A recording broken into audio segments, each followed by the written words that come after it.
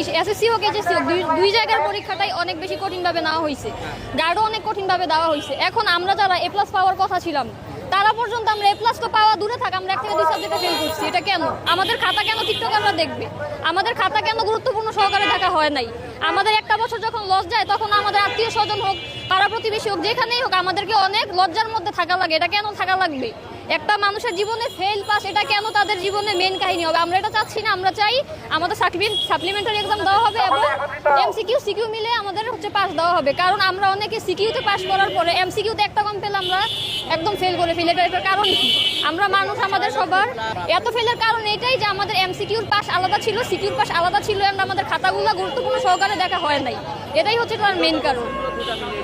হ্যাঁ, দুইটা মিলাই ছিল ঠিক আছে, কিন্তু আমাদের খাতা এবার যারা দেখা হয়েছে তারা টিকটকাররা দেখা হয়েছে। আমাদের খাতা যদি শিক্ষকরা যদি আমাদের খাতা গুরুত্বপূর্ণ সহকারে না দেখে, তাহলে আমরা কিভাবে ভালো রেজাল্ট করবো? এটা তো আমাদের পক্ষে সম্ভব না।